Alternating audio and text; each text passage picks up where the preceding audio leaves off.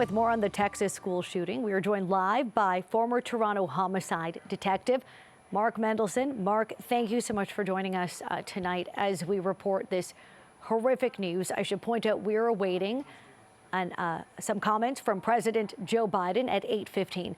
In saying that, Mark, this keeps happening. The information we have is that this is the 30th school shooting between grades JK to grade 12 in the U.S. this year. Why, once again, do you think the signs were missed? Well, we're not sure what signs there were yet. That's the problem. This is so early on in the investigation, Christina. There are so many moving parts that are taking place. You've got a massive crime scene at a school. You have at least 14 people, and we shouldn't be surprised if later on more children are found in other places where they were hiding, either injured, maybe still alive, maybe dead. We just don't know. And you have a dead teacher. You have his grandmother, who, depending on what report you're looking at, is either in hospital in San Antonio or was murdered. You have social media in terms of what he was on, in terms of blogs and chat rooms and things that he may have posted on different social media sites. So we've got all of these things going on all at one time.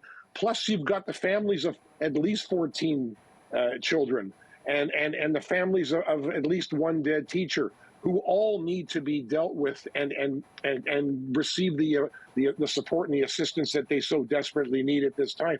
So you've got all of these crime scenes. You've got an 18-year-old kid walking around with what appears right now to be at least 2 weapons and an unknown quantity of ammunition, and whether those are expandable or high density magazines. Nobody knows. Where did he get the gun? Did somebody get it for him? There's rumors and discussion about a girlfriend that might have had some knowledge in advance of all this. So you've got all of these moving parts taking place, and all of us sitting and wondering why we've had this conversation for decades now. Yes, and when we take a look at what took place at Sandy Hook in Newtown, Connecticut back in 2012, this is sadly the deadliest school shooting since then. When we take a look at why we have to report this again, and Mark, thank you for giving us a bit of a lay of the land, but I want to ask you why I started with that question about the missing signs. I mean, we've just mostly, for now at least, wrapped up our coverage on the mass shooting in Buffalo, and it seems like the criteria is always very much the same. Male shooter, young, upset, disgruntled, or mentally ill, radicalized online, caught up in misinformation, has access to a weapon, and turns on either members of his community, racialized groups, or the most vulnerable, children. Why is it that we see shooters go and attack the most vulnerable in our communities, school children? Why do you think that is? Well, I think in the United States, it's because a school like that is a soft target. It's not hard to get into, although they do have some security systems within the school. We don't know what they had in Texas, but they are essentially soft targets. If his motive is to make as much impact as he can, not just in terms of the number of deaths, but the notoriety that he may, receive posthumously, then this is a perfect target for him.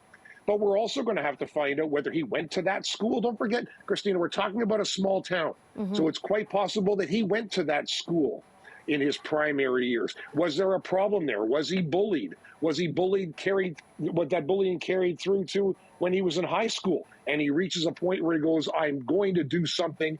I'm going to put my stamp on this situation, and I'm going to take control. And this is his version of doing it. So his social media is very important. What are we going to find out at the end of the day? I don't know. Are there mental health issues that were missed in Buffalo? Clearly that was the case, because we know that the shooter in Buffalo had involvement with the school psychiatrist and a hospital who deemed him to be fit and let him out the door 15 minutes after an exam. Are we going to find the same scenario here? But at the end of the day, we just don't know because it's so early, but these are soft targets. Yeah, I want to ask you about that, Mark, if I can, about soft targets, because a soft target suggests something that is vulnerable. It is not a court building. It is not a federal building. It is an elementary school. It is a school. Are those still soft targets in the U.S., considering schools are prone, sadly, to this kind of violence? And I ask that, I want to point out again that there are similarities, sadly, to this school shooting, this mass shooting, and what took place in Sandy Hook, where the shooter went and killed a member of his family and then turned on young children, murdering them as well. Where does the copycat, sadly, element play in any of this? Well, it very well may be a copycat scenario. That's why it's important to get into his life in every form you can imagine, to see were there manifestos, were there comments made on social media platforms? Did he have any assistance in getting these guns? Did these people who did that know what he was going to do? What was his state of mind? Was he on medication? Was he off of his medication? Was he ever on medication? All of these questions have to be answered. And you can be sure, the different prongs of law enforcement in the U.S. are all over this right now. But at the end of the day, even President Obama, in pleading to his own country in Sandy Hook, couldn't get the changes made that we're facing now. So we relive this over and over and over again. High schools in a lot of the U.S., you got to go through metal detectors. I don't know if that's the case in Texas. Clearly it wasn't, but in this case, nobody was expecting this. We don't know whether the kids were out playing because they were going to, my understanding is school was ending this Thursday or Friday for them for the year. So were they having fun in games? Were they not in their classrooms?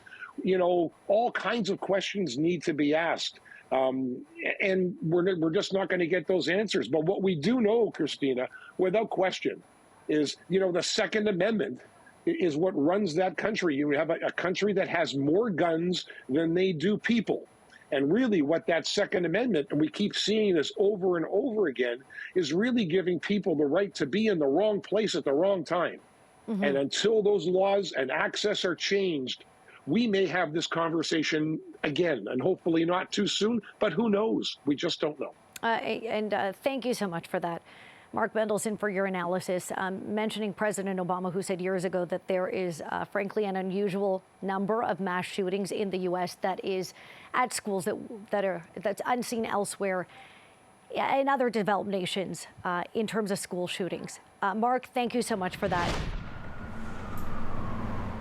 Another mass shooting in the U.S. has rocked that country, the deadliest school shooting in America since the Sandy Hook massacre in 2012. This time, the gunman opened fire at an elementary school. 19 children are dead. 2 teachers are dead. And for so many, it is too much to process, too much trauma, too much pain. Catherine Nguyen-Williams is a child and adolescent psychologist, and she joins us live from California tonight to talk more about this.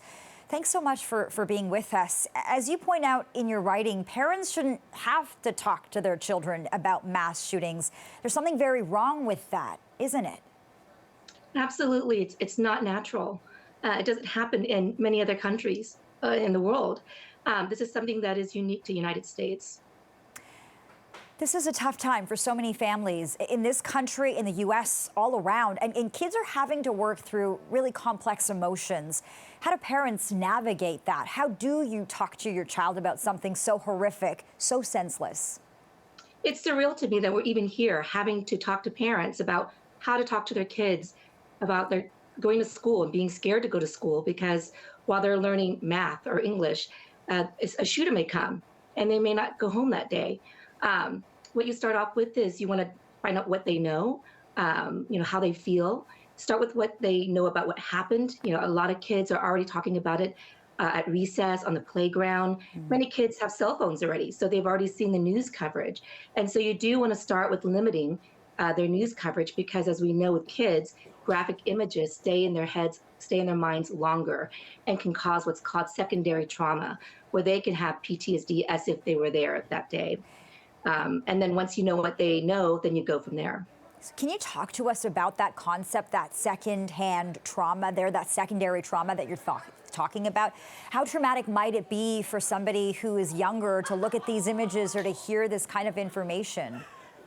It can be very traumatic. It's on a spectrum. It can range from just feeling scared, feeling like it's going to happen at their school, and it can actually range all the way up to the spectrum at the top end, where research studies have shown that you can cause PTSD symptoms to kids who are watching these images, these graphic videos, seeing it over and over again as if they were there that day in the classroom. So you can actually induce some of the similar symptoms of actually being there. So you really do want to protect our young kids' minds. Kids are watching the news, watching YouTube videos, and you don't even realize it. One of my children said to me, I saw something about it, a headline on it, when he was looking at coding on TV or on his laptop, doing schoolwork. So he's already coming across images of it while I think he's doing his homework. Right. There is so much information out there, and social media certainly doesn't help.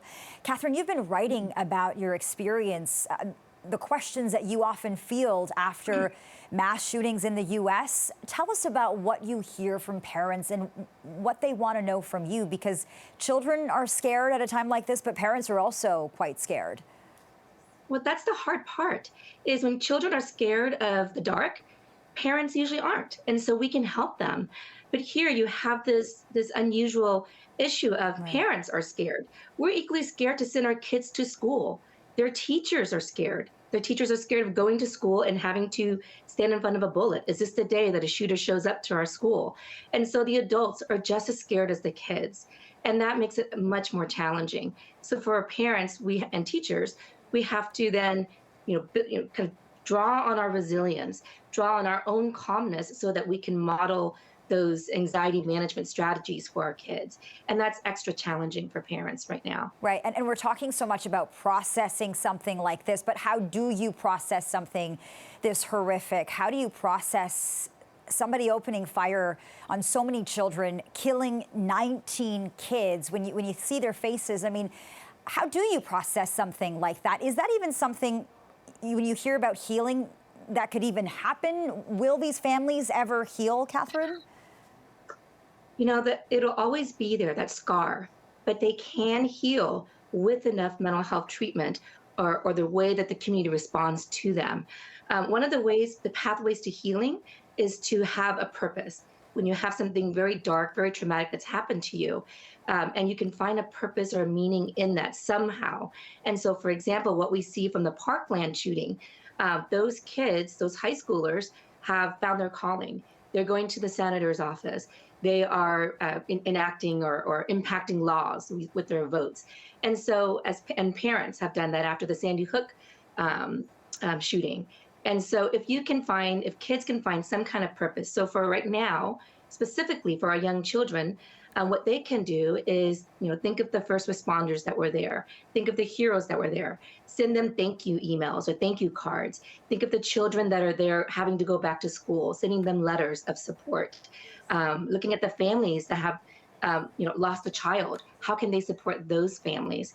And so that is one pathway out of being able to heal from this. It's going to take a very long time, though. I think if there's anything kids need to feel right now, even in this country, it's safety. They need to feel safe. So are there any phrases parents can use, can say to their children to help them feel safe as they go to school? That's such a great point. That is actually trauma response 101 for mental health professionals, is you have to say, you're safe. And that's why you'll always hear that when someone's being pulled from a burning building, you're safe. And so for kids, that is what they're asking when they come home to talk to you is, are you safe, Mom, when you go to work? Am I safe when I go to school? So you do want to tell them you're safe. We have police, officers. We have teachers and principals. There are people, adults here to protect you. So you do want to point to the helpers, point to the heroes that are the everyday heroes that are around them. And that's one of the ways to tell them that they're safe. Okay, thank you so much for your time tonight, Catherine Ewan-Williams, child and adolescent psychologist. This has been so helpful. Thank you for your time. You're welcome. With just 1 week to go until Election Day, party leaders are making their pledges to voters on the topic of health care. It comes as Ontario's doctors call for health care to be prioritized ahead of the provincial election next week. New stats released by the Ontario Medical Association reveal Toronto residents are waiting longer than those in other parts of the province to be placed in a long-term care facility, and longer wait times for many common surgeries. And the OMA wants to see its recommendations adopted by political parties. Joining us live tonight is Dr. Lisa Solomon, emergency physician and chair of the local Ontario Medical Association district, along with Dr. David Sheik, family physician and OMA district chair for Kitchener. Dr. Solomon, Ontarians wait about 149 days to get into a long-term care facility, but in Toronto, it's well over 200 days. What needs to be done about this? Yeah, so it's definitely been a problem for a really long time in Toronto. And really, we need to invest in long-term care homes, but we also need to invest in home care. We need to recruit, hire, and make sure that we're adequately funding those home care and CCAC workers so that our elderly patients and public can stay in their homes for as long as possible. And really part of the issue is that we don't have enough home care workers. And even within Toronto, it's variable depending on where in Toronto you are, how many hours per week you can get. And so if we could properly fund that, it would allow people to stay in their homes longer. If we can also fund long-term care homes, make sure that they're up to proper standards, and really ensure that we hire people to work there, we'll be able to shorten the wait times. And this needs to be a priority. For my entire career, I've known that this has been an issue, but the pandemic has definitely exposed the issues that many of us have known for a very long time. Dr. Sheik, 22 million medical services built up because of the pandemic. What solutions are Ontario doctors proposing to deal with the backlog? Yeah, so this is one of the biggest issues that we've heard from patients coming into this election. There's 22 million services that have been delayed or not happened due to the pandemic, including 1 million surgeries. And the OMA has recommended one potential solution as being an investment in what we are calling integrated ambulatory centers, where this would take non-complex surgeries out of the stream of hospital surgeries and put them into other facilities that can do them more efficiently in a separate stream. That way, if we do get sideswiped by a pandemic, the burden that is put upon the healthcare system in the hospitals does not interfere with being able to continue to get people the surgeries that they need. Dr. Solomon, how critical is the shortage of physicians? We're really at a critical position right now. I mean, within Toronto, Health Force Ontario is telling us that we're at least short 629 physicians in Toronto alone. There's 1 million people in Ontario without a family doctor. You know, I want you to hear that number, 1 million Ontarians without a family doctor. I mean, this is huge. The family doctors are the backbone of our healthcare system. And without a family doctor, people are really struggling, and we see that everywhere. This is the reason our emergency departments are overflowing right now. And we have seen a lot of issues coming across. So we really need to do that. Every government, whoever wins the next election, really needs to focus on recruiting, retaining physicians, and really showing physicians the respect that we all deserve. Dr. Solomon, just to follow up, why is there such a shortage? You know, I think that over many years, a lot of physicians have been disrespected from, various governments throughout the years. Also, the pandemic has really burnt out a lot of doctors. We all have been working way past our capacity. People are exhausted. Lots of people are who are close to retirement are retiring. There are people who left medicine completely. And this has been just an ongoing issue for many, many years. In addition, a lot of people were leaving family medicine for 5-6 years. The government didn't allow family physicians or new grads to join family health organizations. They didn't allow the formation of family health teams, which are groups that have every patient able to have a family doctor as well as all their healthcare providers as a team. And this is crucial. This is how our residents are being trained to practice family medicine. It has shown, there's evidence that it shows the best care for individuals. And without being able to join those groups, a lot of people didn't go into comprehensive family medicine. And as physicians are retiring, there haven't been the new physicians who have been replacing them. And there really needs to be a commitment to form more of those family health teams to link physicians digitally so that physicians can easily find out information about their patients, and to allow every Ontarian to have a family physician as well as other healthcare providers. Dr. Sheik, healthcare is being talked about on the campaign trail, particularly today. What's the OMA hoping to see in party platforms?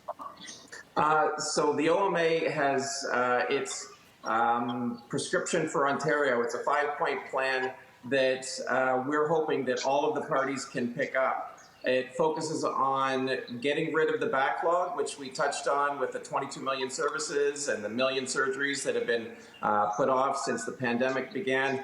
It talks about really focusing and integrating mental health and addiction services better into the community. It focuses on trying to organize home and community home care services better. It asks government to better integrate public health into the broader sector and not have it siloed off.